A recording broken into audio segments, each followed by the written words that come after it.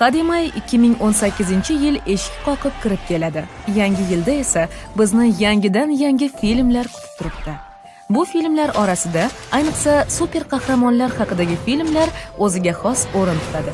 2018-yil super qahramonlar haqidagi filmlar bo'yicha o'ziga xos rekord o'rnatish arafasida turibdi. Bunday filmlar soni 2018-yilda 10 tadan ziyod. Bugun sizlarni ana shu filmlar ro'yxati bilan tanishtiramiz.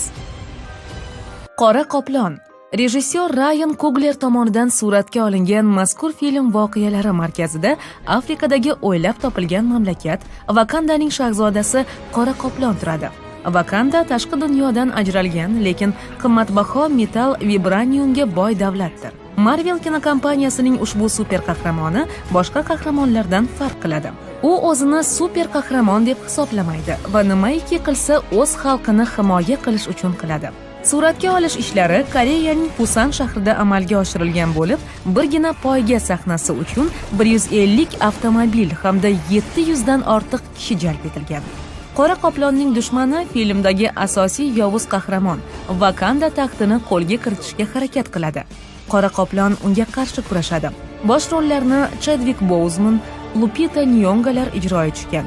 15 fevraldan e'tiboran ushbu filmni katta ekranlarda tomosha qilish mumkin. Flash. Rejissyor Robert Zemeckis DC kompaniyasining yorug'lik tezligidan ham tezroq harakatlanadigan qahramoni Flash bilan tomoshabinlar Adolat ligasi filmida tanishib ulgurishgan.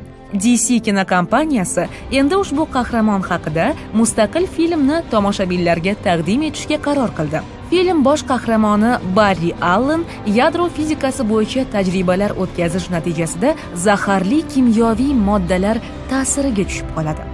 Lekin hayratlanarlisi, buning natijasida unda yuqori tezlikda harakatlanish qobiliyati paydo bo'ladi. Barry ushbu qobiliyatdan foydalanib, jinoyatchilikka qarshi kurashga bel bog'laydi. Lekin shahardagi jinoyatchilar birlashib, Flashga qarshi kurasha boshlaydilar. Xullas, film Barry Allenning qanday qilib qahramonga aylanish voqeasini aks ettiradi. Bosh rolni Ezra Miller ijro etgan bo'lib, film 23-mart kuni ekran yuzini ko'radi. X odamlar, yangi mutantlar. X odamlarning yangi avlodi haqida hikoya qiluvchi ushbu film rejissyor Ron Howard tomonidan suratga olindi. Film syujeti qisqacha shundan iborat. 5 nafar mutant go'dak o'z ixtiyorlarisiz maxfiy bo'linmaga qamab qo'yilgan.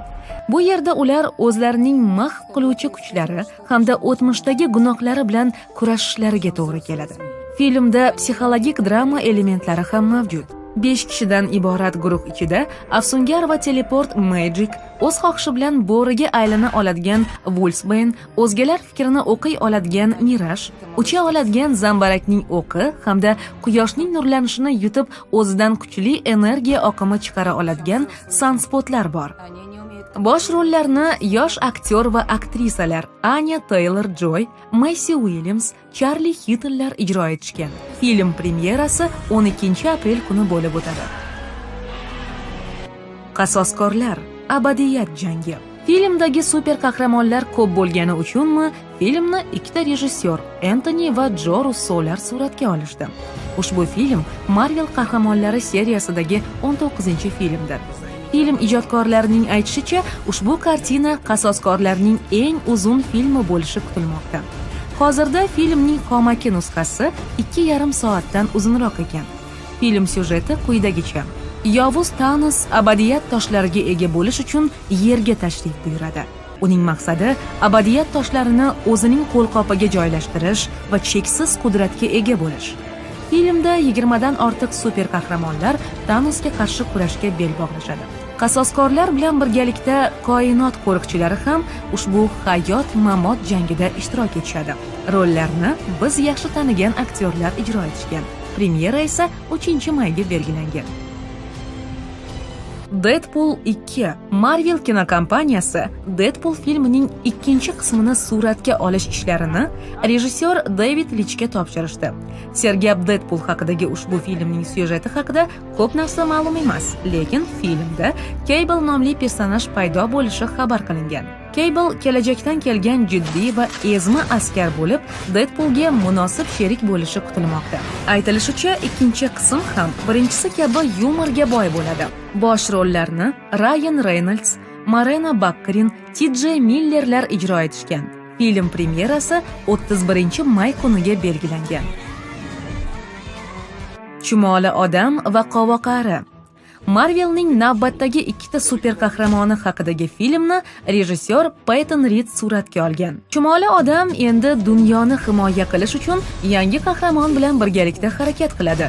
Bu Hope Van Dyne bo'lib, aynan u qovoqari kostyumidagi qahramon sifatida namoyon bo'ladi. Uning qiyofasini ekranda Evangelina Lilly jonlantirgan. Filmda bosh rollarni Paul Rudd, Evangelina Lilly, Michael Douglas, Michelle Pfeifferlar ijro etishgan. Katta ekranlarda filmni 5-iyuldan boshlab tomosha qilish mumkin. Alita, jang farishtasi. Filmni rejissyor Robert Rodriguez suratga olgan. Ushbu film Yapon komikslari asosida suratga olingan bo'lib, film voqealari qandaydir buyuk urushdan so'ng 26-asrda bo'lib o'tadi. Film syujetiga ko'ra, badavlat odamlar uchib yurgan shaharda yashashadi. Kambag'allar esa ularning ostidagi axlat uyumlarida kun kechirishadi. Aynan shunday uyumlar ichiga kiborg qizaloq Alitaning jasadi tashlab yuborilgan bo'ladi. Yordamsevar doktor bu jasadni topib olib, ta'mirlaydi va qaytadan hayot baxsh etadi. Yarim odam, yarim robot Alitaning xotirasi pand yegan va u jang san'atidan boshqa hech narsani eslay olmaydi. Shuning uchun ham bezorilarni qo'lga oluvchi ovchiga aylanadi. Rollarni Rosa Salazar hamda Kristof Valts ijro etishgan. Film 19-iyuldan katta ekranlarga chiqadi. Venom.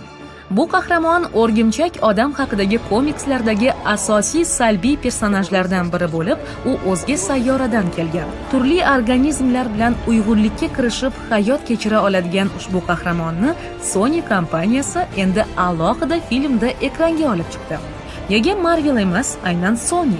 Sony o'rgimchak odam franshizasiga huquqlarda Marvel bilan sherik hisoblanadi. Lekin shunga qaramay, Sony ham o'z franshizasini rivojlantirishga ahd qilgan. Venom haqidagi filmlarda Peter Parker paydo bo'lishi mumkin, lekin boshqa qasoskorlardan Sony foydalana olmaydi. Filmni rejissyor Ruben Fleischer suratga olgan. Bosh rollarni Tom Hardy hamda Michelle Williams ijro etishgan. Kartina 4-oktyabrdan boshlab katta ekranlarga chiqadi. X odamlar, Qora Feniks. Rejissyor Simon Kinberg tomonidan suratga olingan X odamlarning navbatdagi qismi Jean Grey haqida hikoya qiladi. Jean Grey g'ayrioddiy qobiliyatlarga ega bo'lib, aynan shu qobiliyatlari tufayli Qora Feniksga aylanadi. Uning do'stlari, boshqa mutantlar esa o'z do'stlaridan voz kechishlari kerak yoki boshqa hamma halokatga uchrashga mahkum bo'ladi. Rollarni bizga yaxshi tanish bo'lgan James McAvoy, Michael Fassbender, Jennifer Lawrence, Sophie Turnerlar ijro etishgan. Ushbu film premyerasi 1-noyabr kuni bo'lib o'tadi. Aquaman.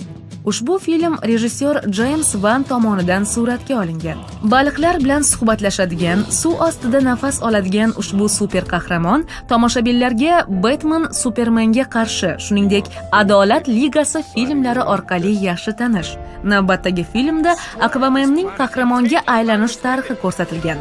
Voqealar afsonaviy Atlantida mamlakatida bo'lib o'tadi.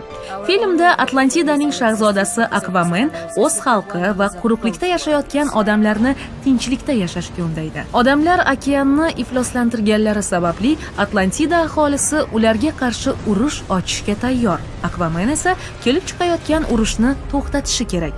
Uning ukasi esa vaziyatdan foydalanib Atlantida taxtini qo'lga kiritish ilinjida. Bosh rolni Jason Momoa ijro etgan. Aquamanning onasi rolini Nicole Kidman ijro etgan. Uning asosiy raqibini esa ekranda Dolph Lundgren jonlantirgan.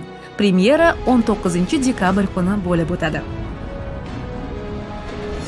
Bonus sifatida sizga yana bir filmni, to'g'rirog'i multfilmni taqdim etamiz. Rejissyor Brett Bjort tomonidan suratga olingan ushbu Super oila 2 multfilmi ham super qahramonlar haqida bo'lib, filmning birinchi qismi o'ziga xos yumori bilan ko'pchilikka manzur bo'lgandi.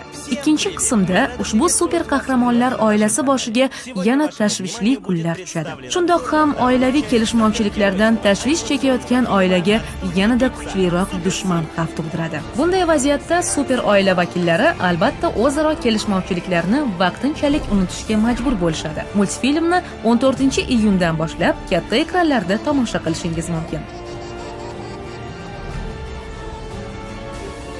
Sizga havola etmoqchi bo'lganimiz ma'lumotlar ana shulardan iborat edi. Yana sizlarni qanday ma'lumotlar qiziqtirishini izohlarda yozib qoldirishni unutmang.